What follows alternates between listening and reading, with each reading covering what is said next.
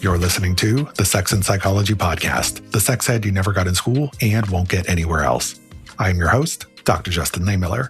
I am a social psychologist and research fellow at the Kinsey Institute and author of the book, Tell Me What You Want, The Science of Sexual Desire and How It Can Help You Improve Your Sex Life. When we talk about hormones and women's sexual health, the conversation almost always centers on estrogen. But there's another hormone that plays a critical role in desire, arousal, and overall sexual well-being: testosterone. Despite being labeled a male hormone, women produce testosterone too, and their levels decline with age, especially during the menopause transition. For some women, that drop can contribute to reduced desire and sexual responsiveness. But testosterone supplementation can help. However, in the United States, there's still no FDA-approved testosterone treatment for women. So why is that? Is it a scientific issue, a regulatory issue, or something else? In this episode, we're separating myth from fact about testosterone in women. We're going to talk about what it actually does, who it might help, what the potential risks are, and why this remains one of the most overlooked conversations in sexual medicine. I am joined once again by Dr. Maria Sophocles, a board-certified OB-GYN and Menopause Society certified practitioner. She is the CMO of Ember Labs, a Boston-based wellness device company, and author of the new book, The Bedroom Gap, which is all about sex at midlife. This is going to be a fascinating conversation that you won't want to miss. Stick around, and we're going to jump in right after the break. If you've ever wondered why love feels so intoxicating, why desire can be so powerful, or why heartbreak can feel almost physically painful, there's a biological reason for it. In his new book, The Intimate Animal, Dr. Justin Garcia, the executive director of the Kinsey Institute, explores the hidden evolutionary forces that shape our sex lives, relationships, and emotional bonds. Drawing on cutting-edge research in biology, anthropology, and psychology, he makes the case that we are, at our core, intimate animals, wired for connection, attachment, and desire in ways that we're only beginning to fully understand. If you're fascinated by the science of sex and relationships and want a deeper look at why we love the way that we do, be sure to check out The Intimate Animal, available wherever books are sold. Okay, Maria, let's turn our attention to testosterone and women. So let's start with the biggest misconception. So testosterone is often framed as a quote-unquote male hormone and estrogen as a female hormone, even though both men and women produce, indeed, both of these hormones, right? So what role does testosterone actually play in women's bodies and sexual function, and why has its importance in women's lives been so widely misunderstood? Yeah, we have a tendency, Justin, to want to genderize certain things, right? We genderize the sex steroid hormones. We make estrogen a female hormone and testosterone a male hormone. And I think thanks to people like you, we now know, they're both made in both genders. Testosterone's effects on women are widespread. It has effects, for example, on muscle, on bone, on physical vitality. It preserves muscle mass and strength for women. It supports our bone density, the density of our bones with estrogen. We do this with estrogen. It helps us with physical stamina, with recovery, and low testosterone may contribute to frailty with aging and even the wasting of muscle. We call this sarcopenia. People have certainly seen elderly people where they're just skinny little arms and legs. And one reason is that there just isn't the testosterone to preserve that lean muscle mass. Testosterone's impact on the brain seems to support motivation, confidence, assertiveness, could even be aggressiveness, you could say. And some women who take high doses of testosterone have had an overly aggressiveness sort of side effect that we've seen. But low levels can be associated with fatigue, low mood, even a flatness of mood. And then, of course, sexual health is sort of the main thing that people in my field turn to testosterone for. It seems to increase sexual desire and sexual thoughts. It improves arousal and the intensity of orgasm. I have used it for probably 20 years with my patients, and I use it in a couple of different ways. The first way is systemically. Systemically, patients can take it either compounded. I have pharmacies around the country that can compound it in tiny little, I'll say female doses, because of course, male testosterone is about 10 times as strong as that of women. Male testosterone formulations and male testosterone levels, of course, are much higher. So we get compounding pharmacies to mix it up in small little female doses. It comes in what we call a click bottle. You twist it, a little blob comes out of the top, and you just apply that to the upper thigh or the back of the knee or the vulva, anywhere that if a hair grew at the site of application, you wouldn't really bother with it. The other way is that we actually can prescribe the male formulation. And the nice thing about that is because it's been FDA approved, we know that what's in the bottle is what it says is in the bottle. But it's a little tricky. You have to really teach women how to space the dosing out so they don't get too much. We always check testosterone levels. I check 6 weeks after we start. And then I check at least 2 times a year. I check 2 times a year and more if we change dosage. Why? Because when you're using something that's not FDA approved, I can't exactly predict what your levels are going to be. It also has to do with a protein in your bloodstream called sex hormone binding globulin. And that can affect for any given woman how much testosterone really gets absorbed, metabolized, et cetera. So there's a little bit of science and art to this, and every woman's a little bit different. Some will feel nothing. Some will feel a tremendous increase in energy. Others will feel more interested in sexual thoughts. One woman said to me, I've lived next door to my neighbor for 20 years, and once I was on testosterone, I wanted to watch him mow the lawn, and I realized he has a really nice physique. And I thought, great. I mean, safe enough, I guess.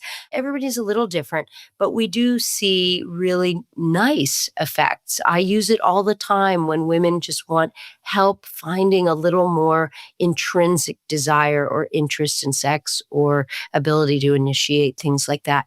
I also use it topically on the clitoris and around the opening of the vagina. Why?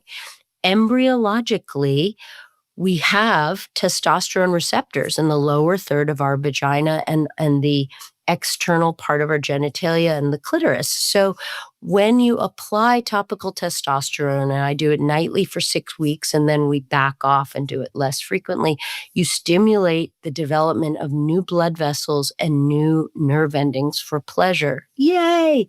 So women will say, thank you. My orgasms happen just a little bit more quickly, efficiently, and they're a little more robust. That's honestly all most women want. They don't want to rip someone's clothes off.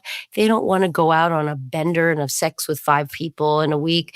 They honestly just want to have a little gentle nudge forward. So this compounded testosterone does that. There are also testosterone pellets and injections of testosterone. These are higher doses. These will result in higher physiologic levels. The problem with these is actually just that I can't get them out. If you aren't happy, you are stuck with it. If I give you an injection once a month and it's too high for you and you get acne or some chin hair or you're aggressive or angry, it's going to be there for the whole month. A pellet lasts for 3 months. So a little riskier, I guess, in that sense. But some women love it, and different clinicians have different preferences. But testosterone has really been, to me, just a wonderful adjunct to my ability to help women sexually with sexual function. Because of course, probably like you, I do a lot of therapy and we talk a lot about the psychology of sex and using books and video and apps and things and getting your head in the right place and getting your bedroom set up in the right way and all that. And I love and believe in all that. But sometimes a little nudge with testosterone has been really, really life-changing for some women. Yeah. Thanks for explaining all of that in terms of, why testosterone is so important for women's health and also the different methods and options that are available today for women who might be interested in pursuing that. And just as an anecdote, on one of my study abroad courses recently, there was one of my students was a menopausal woman, and she was telling me about how she had recently started on testosterone therapy and how it was just totally life changing for her, and how she had this libido that came in that she had never really experienced before. And it was just, there was a certain intensity to it that was just different from the way that she had previously experienced libido and sexual desire. And so, again, as you mentioned, individual experiences are going to be different. People need to work with their doctors to figure out the right dose. And because there is no FDA approved option for testosterone treatment for women, it's all being done off label. And there are these, there's not a lot of consistency in terms of how it's applied. So, there are lots of things you need to figure out there. But for a lot of women, it can work really well. It's been really wonderful for, I'll say some. I can't say all because, for many women, it's also about body image, self-esteem. They're a size 2 and they work out 6 days a week and they look in the mirror and they just see imperfection. And they say, I don't want my partner to see me. I turn the lights off and so some people need to work on other aspects of their sexual life. But remember, testosterone peaks in our 20s, actually, and it begins to decline like in our 30s. So much earlier than people might realize. And then with surgery, like removing the ovaries or chemo, you can get a massive drop. In perimenopause and menopause, it does go down significantly. So it's not crazy to investigate that if you found your libido's really changed. But I also don't want people to put it as all the eggs are in that basket. I think it's a double-edged sword. Would you agree? Oh, totally. I mean, when it comes to sexual problems, everybody wishes there was a magic pill for them. Viagra is kind of the closest thing we have to a magic pill for men. Now, there are misconceptions about Viagra and how it works. Like, it doesn't give you an automatic instantaneous erection. Like, you still need sexual stimulation, right? Something to turn you on in order to get an erection. But we don't have something that's totally equivalent yet for women. I know for some women, testosterone replacement kind of works in this way. But, we do need to look at this more broadly, as there's probably not going to be any such thing as a pill that's just going to magically cure everything, because sex is biopsychosocial, right? It's not just about your hormones and neurotransmitters. It's also about your personality, your attachment style, your body image. It's about the relationship context and circumstances that you're in. And yeah, it'd be nice if we could just take a pill that would fix all of those things, but it's not going to happen. We need to work on ourselves and our relationships at the same time. Exactly. And even testosterone itself, as we said, it varies in terms of how it hits with so many women. And so women come in often just saying, just get me some testosterone and I'll be fine. And I spend a lot of time actually cautioning them, sort of talking them off the ledge of jump, it's the best thing ever, to we can do it, but. And I always take the time to teach them about the biopsychosocial model and the inputs and where they are in their life and their relationships, external stressors, internal issues. It has to be all of it, which is why I spend a good hour and a half with people. It's just not a quick thing. And why you can imagine a doctor in a 15-minute visit just can't do that. Yeah, I wish more doctors took the approach that you did. And I know that doctors in part are constrained, like that they have to see a certain number of patients per hour, per day, and it just really limits what they can do. And so in a lot of cases, it's just easier to say, okay, you want this? Let me write it for you, without walking you through, well, what are the potential side effects you need to know about? And here's how we know whether or not this is right for you. And so that gets to a bigger question of, how do you determine who might be a good candidate for something like testosterone replacement therapy? Who should be considering it and who's likely to see the most benefit from it? Yeah, I think a good candidate is someone who really understands the complexity of what they're asking for. If it's for sexual help and help with libido, then we want to go through all the inputs to that libido. What might be affecting their libido, including menopause, perimenopause, or something like that. So I'll do that. As we said, we spend the time doing that. I have some younger women who really want it. They have no libido, but those women I mostly don't, because they've heard about it. So they just want it because they want a quick fix. They want to have a higher libido. They think it would be cool. And we kind of go through what are they really asking for? What is the image of sex that they're aiming for? And sometimes it's something that's sort of been gleaned from media, movies, porn, of a sort of really hypersexualized badass woman. And it's amazing the power of media in shaping what we think is what we want. So there's a lot of learning there. If women have orgasm issues, I will often use it topically because I do find, unless the clitoris has been truly damaged by disease or surgery or radiation, it's very rehabilitatable and responds really nicely. And that's just such a great feeling. Of course, we also discuss that the objective of sex should not just be orgasm. We talk about reframing sex to optimize intimacy. But in some cases, women really do have that as an isolated desire. And I'll use testosterone topically, locally for that.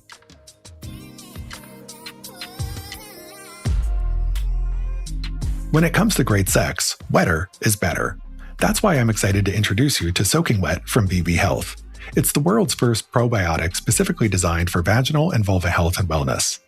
Soaking Wet is a doctor-formulated blend of prebiotics, probiotics, and vitamins specifically designed to restore balance down there and increase lubrication. This isn't just about health, it's about pleasure. VB Health has a simple mission, creating supplements that actually work with scientifically backed ingredients. They take quality seriously too. Each batch that is produced is tested by 2 separate third-party laboratories for safety and effectiveness. They even share their third-party lab results publicly, which is rare. Make every encounter slipperier, sexier, and downright sensational. It's time to get soaking wet and keep those good times coming, literally. And the best part? Soaking Wet is formulated by doctors at VB Health, and it works. Visit soakingwet.com and use code Justin for 10% off, or click the link in the show notes. So we talked about how there's no current FDA-approved testosterone treatment for women in the US. And so I wanted to ask about what are the barriers that have kept this from happening? Is this a research gap, a funding issue, or is it a bigger issue of gender bias in medicine? All of the above. So I have been lucky to have watched the development of testosterone in biomedical research. And there was a formulation that made it to the FDA, and it got right into the room where it happens, and it missed getting passed by one vote. And that vote was because one doctor said, I think it's possible there could maybe be like a cardiac signal here. They thought maybe perhaps cardiovascular something. It was very faint, very iffy. And someone in the room said, do women really need testosterone anyway? And that tanked it. And this was a decade ago. But to me, that's not medicine anymore. That's sociocultural judgment. And so I think in the end, and that was almost $1 billion of research it took to get to that room. So can you imagine if you're that company, $980 million tanked on that small conversation? It is stunning to me that it wasn't like a clear safety issue or something so logical and objective. It ended up being more subjective, like, again, genderizing testosterone, saying, that's a guy thing. Like, why are they playing in this sexual field anyway? It's a lot. But I think the research gap is huge. We know that 8% of the $47 billion research budget at the NIH goes to women and children combined. So just the fact that we combine women with children says, are we really being valued as anything other than a reproductive vessel? And then when you look at that 8%, only a quarter of that is just for gynecologic issues. So even though we're 50% of the population, we are still really getting shortchanged on research money.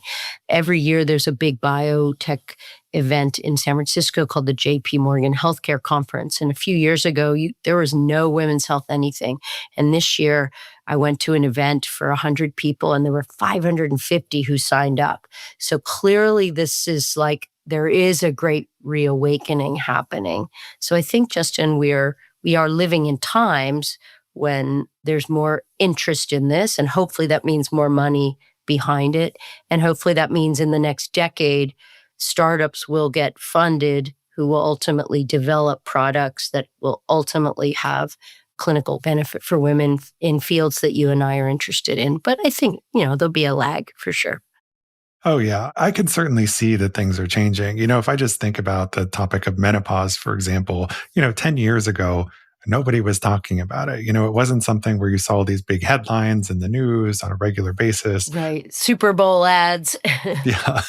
Yeah. I mean, today, like every day or every other day, I'm reading or seeing or hearing something about menopause in big mainstream media outlets. And so, it's sort of broken the taboo of talking about it. And we do see that there is a lot of interest and investment on the part of pharmaceutical companies and startups to really invest in ways of trying to improve women's sexual health and pleasure and sexual desire. And so I do see, there is more money being pumped into this and more things that are being tested. And so I think in the not too distant future, women are going to have a lot more options on the table, but it's still going to take us a little while to get there before we can, finally really close this bedroom gap that we've been talking about.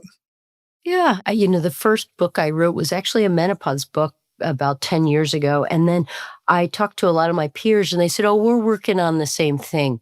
And I thought, well, the world doesn't need an extra book talking about hot flashes, but I think it needs one about this gap, this sexual, like, don't ask, don't tell. And so I'm really glad to be here with you. And I'm glad we both believe it's a topic worth getting out there. I think I'm really, really glad you're doing it and I'm doing it. And I think more people are listening. I think people are saying, oh, yeah, that's right. This is a very human thing. And it's something we do throughout our adult lives, hopefully. And I think staying sexually connected, especially if you can foster intimacy, we know that this is an antidote to loneliness. And as an elderly person, we know that this has health benefits. So lots of good reasons. Besides, it's fun and it's play. And I mean, adults, I think we live in such a productivity-focused society. It'd be really great if we could have a little play and a little pleasure along with that productivity. And it also turns out there's some fun research showing that on days people have sex, they're actually more productive at work the next day, right? So maintaining an active sex life just might actually make you better at your job in the long run. You have to send me that, Justin. Send me that info. I Send will. me that. Thank you.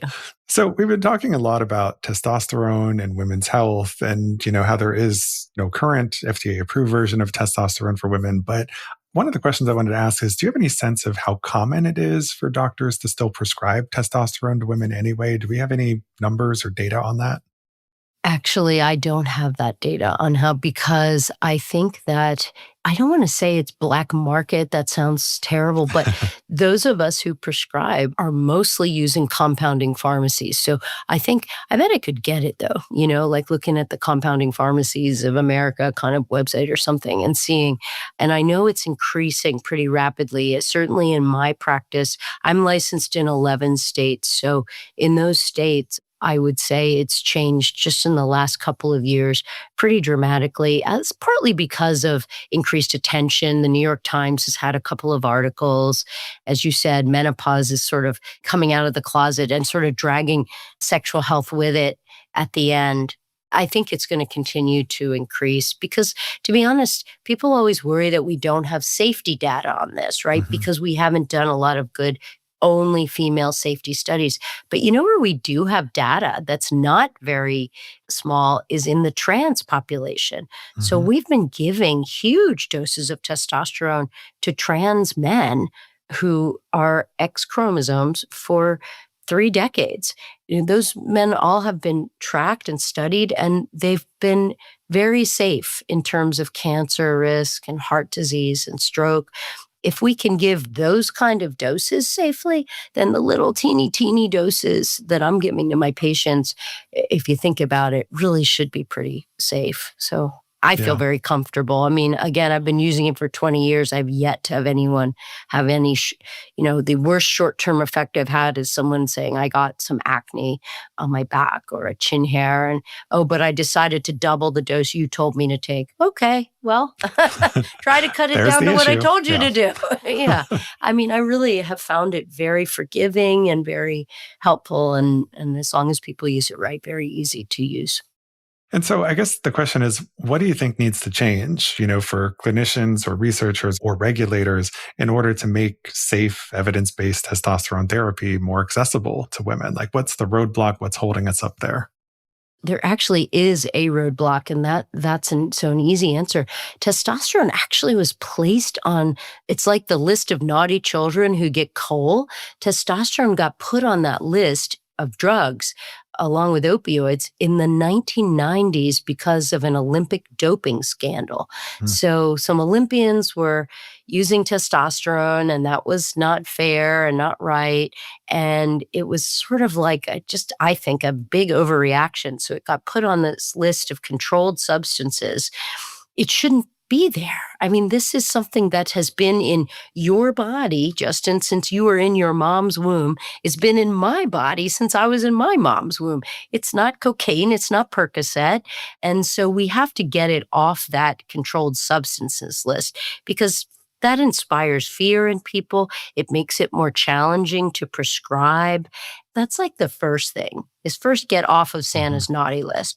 And then I think this is already happening. Some companies are testing formulations for women, working their way through the FDA. I mean, it'd be really cool if they would work their way through the FDA in an efficient manner. I'm not saying it has to be rushed through like the COVID vaccine, but it would be great if the FDA did not put testosterone through the hell that it put flibanserin through. Flibanserin is not so different from an antidepressant. It was the first med approved for low female sexual desire, but the FDA was quite gender biased. They put the patients through all kinds of onerous, rigorous alcohol testing. They were having them drink huge quantities of alcohol, so much that the women were passing out, and they had to hire men to complete the studies. Like, the story of it is kind of silly when you see it. It really smells of gender bias. So I hope we wouldn't have that. I hope we're past that era. And so that if testosterone products are being developed for women, that they're really looked at objectively. Objectively, that's all. Not special treatment, not most favored nation status, just objectively. What are the real side effects? What are the real benefits? Measure bone strength, measure brain function, give it a fair shot. I think that's kind of all I'm asking. So, one last question on this topic. What do you want listeners to take away from this discussion we've been having about testosterone and women? So, I mean, if people walk away with just one or two key pieces of information, what do you want them to be? That you as a woman make testosterone, and that it does decline with age, and that it might be responsible for brain fog, fatigue, inability to maintain lean muscle mass and strength, and that these are important parts of aging. And you have a right as a woman to go from age 50 to age 90 in as healthy a way you can. And that while the use of testosterone for women, I think, is kind of in its infancy, stay aware, stay tuned, make sure you have a progressive clinician who, at least if they're not comfortable, can direct you to someone who is comfortable, helping you get testosterone if you need it for libido. And I think in the future, women will be using it for more indications than that, for maintenance of lean muscle mass. And if you can't get it, then make sure you know that maintaining lean muscle mass is one of the most important things you can do from 50 to 90, and find a program that helps you do that. Yeah, I think that's all great advice and information. So thank you so much for this amazing conversation, Maria. It was a pleasure to have you here. Can you please tell my listeners where they can go to learn more about you and your work and get a copy of your new book? Sure. My website is mariasophoclesmd.com. So mariasophoclesmd.com. On Instagram, it's at mariasophoclesmd. The book is called The Bedroom Gap. So whether it's Amazon or your local bookseller, everyone has it. And it's a lovely little book about what happens to sex for us with age, and what we can do to really hold on to good sex for ourselves in midlife and beyond. Justin, thank you so much. It's been lovely for me, and I hope we'll get to talk again. I hope so. And I'll be sure to include links to all of that in the show notes. Thank you again so much for your time. I really appreciate having you here. My pleasure.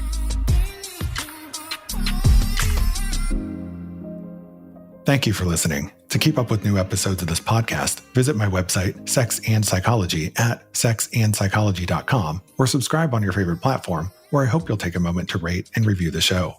If you listen on Apple Podcasts, please consider becoming a Sex and Psychology premium subscriber to enjoy ad-free listening for just $3.99 a month. You can also follow me on social media for daily sex research updates. I'm on Blue Sky and X at Justin Lehmiller and Instagram at Justin J. Lehmiller. Also, be sure to check out my book, Tell Me What You Want. Thanks again for listening. Until next time.